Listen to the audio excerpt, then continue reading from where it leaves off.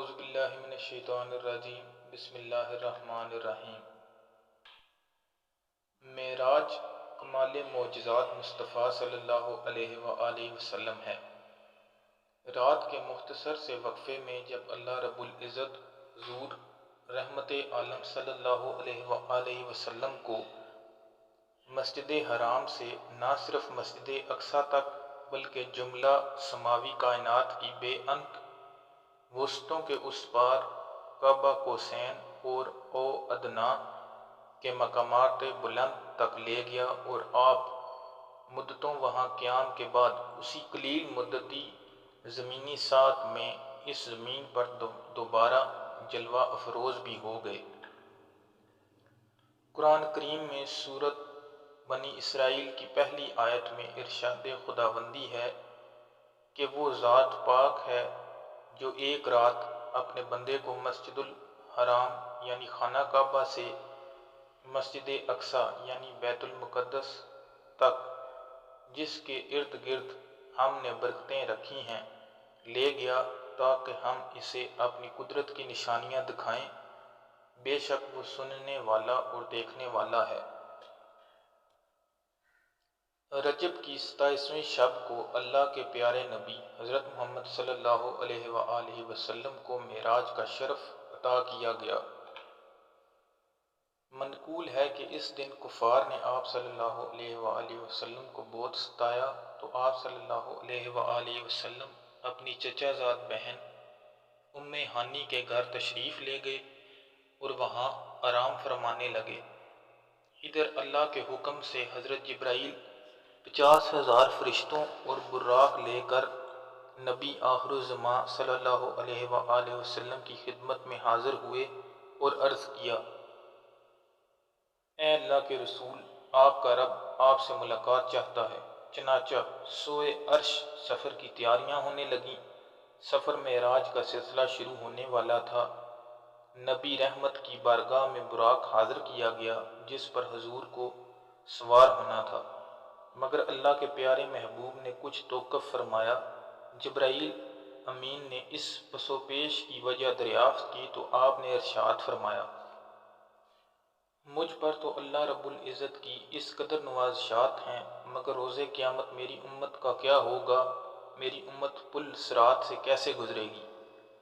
اسی وقت اللہ تعالیٰ کی طرف سے بشارت دی گئی، اے محبوب، آپ امت کی فکر نہ کیجیے، ہم آپ کی امت کو پل صراط سے اس طرح گزار دیں گے کہ اسے خبر بھی نہیں ہوگی۔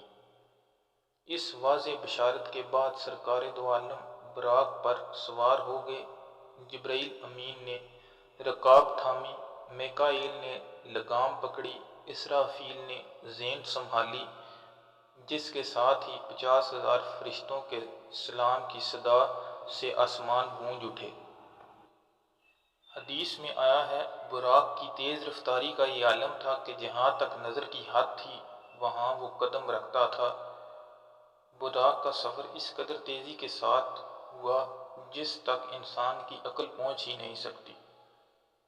اس سفر کے دوران آپ صلی اللہ علیہ وآلہ وسلم مکہ سے مسجد اقصیٰ گئے اور وہاں تمام انبیاء کرام کی نماز کی امامت فرمائی۔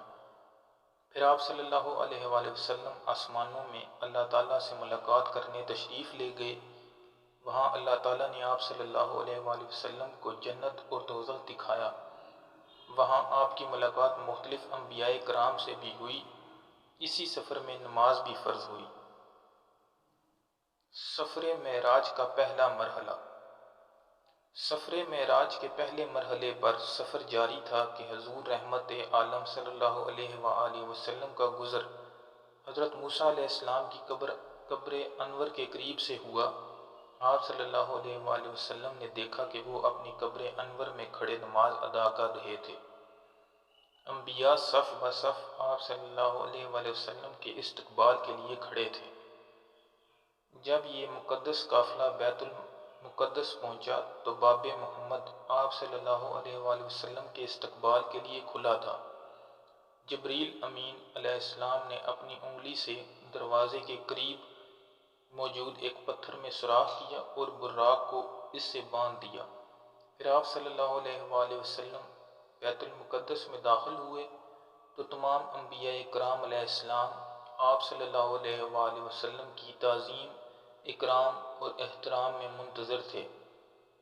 انہوں نے حضور صلی اللہ علیہ وآلہ وسلم کی امامت میں تمام میں نماز پڑھنے کا شرف حاصل ہوا۔ سفر معراج کا دوسرا مرحلہ۔ انبیاء حضور صلی اللہ علیہ وآلہ وسلم کی اقتداء میں نماز ادا کر کے ادب و احترام مصطفیٰ صلی اللہ علیہ وآلہ وسلم سے مشرف ہو چکے تو آسمانی سفر کا آغاز ہوا۔ پہلے آسمان پر پہنچ کر آسمان کے دروازے پر دستک دی گئی۔ بواب پہلے سے منتظر تھا۔ آواز آئی، کون ہے؟ جبرائیل امین نے جواب دیا، میں جبرائیل ہوں۔ آواز آئی، آپ کے ساتھ کون ہے؟ جواب دیا، یہ محمد صلی اللہ علیہ وآلہ وسلم ہے۔ آج کی رات انہیں آسمانوں پر پذیرائی بخشی جائے گی۔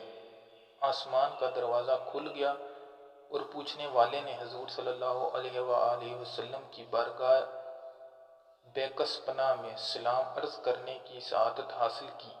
مرحبا یا سیدی یا مرشدی، مرحبا۔ پھر آپ صلی اللہ علیہ وآلہ وسلم آسمانوں کی طرف بڑھے اور جب آسمان دنیا پر آئے تو دروازہ کھٹکھٹایا۔ آواز آئی، کون؟ جبرائیل امین نے کہا، جبرائیل۔ پھر کہا گیا، آپ کے ساتھ کون ہے؟ انہوں نے کہا، محمد صلی اللہ علیہ وآلہ وسلم۔ پھر پوچھا گیا، کیا انہیں بلایا گیا ہے؟ جبرائیل نے کہا، ہاں۔ آواز آئی، خوش آمدید، کتنا اچھا آنے والا آیا ہے۔ رحمت عالم صلی اللہ علیہ وآلہ وسلم کی ملاقات حضرت آدم علیہ السلام سے ہوئی۔ انہیں بتایا گیا کہ یہ آپ کے جلیل القدر فرزند ہیں، ختم المرسلین ہیں، یہی حضرت محمد صلی اللہ علیہ وآلہ وسلم ہیں۔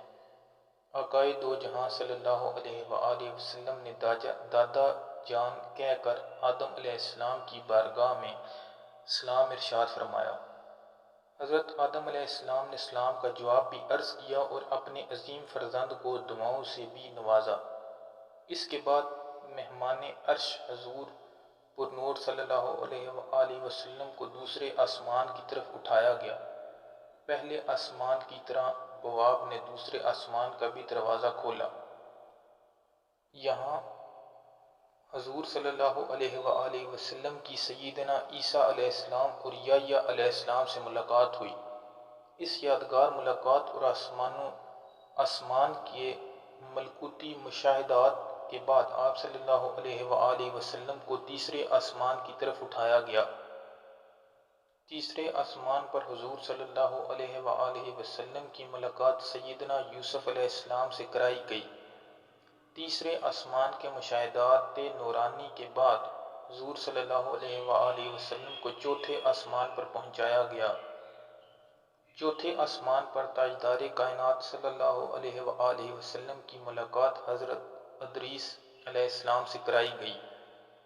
اسی طرح حضور صلی اللہ علیہ وآلہ وسلم سفر معراج طے کرتے ہوئے پانچویں آسمان پر پہنچے تو وہاں حضرت ہارون علیہ السلام سے ملاقات ہوئی۔ چھٹے آسمان پر حضور صلی اللہ علیہ وآلہ وسلم کی ملاقات سیدنا موسیٰ علیہ السلام سے ملاقات ہوئی۔ حضرت موسیٰ علیہ السلام کی چشمان مقدس اشکبار ہو گئیں۔ حضور صلی اللہ علیہ وآلہ وسلم کی عظمت و رفعت کو دیکھ کر رشک کے آنسو چھلک پڑے۔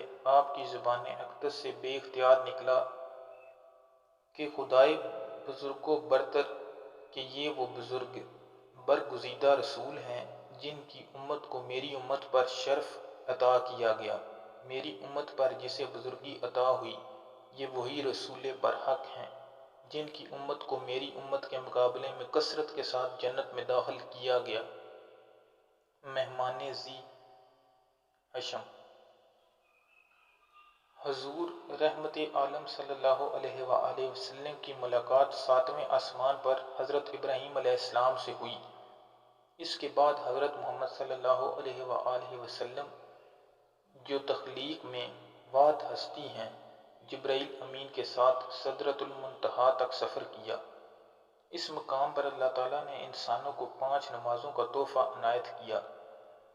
شب معراج پر اللہ کی خاص عنایت رسول اللہ صلی اللہ علیہ وآلہ وسلم نے اللہ سے پردے میں بات کرنے کا شرف حاصل کیا جو اور کسی کو حاصل نہیں ہوا۔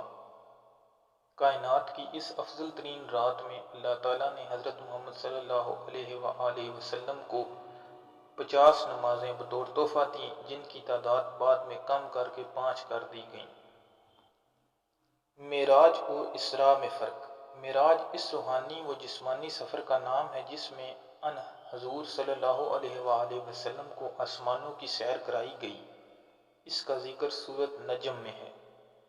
اسراء جسمانی و روحانی سفر کا نام ہے جو آپ کو مکہ سے بیت المقدس تک کرایا گیا۔ اس کا ذکر سورہ بنی اسرائیل میں ہے۔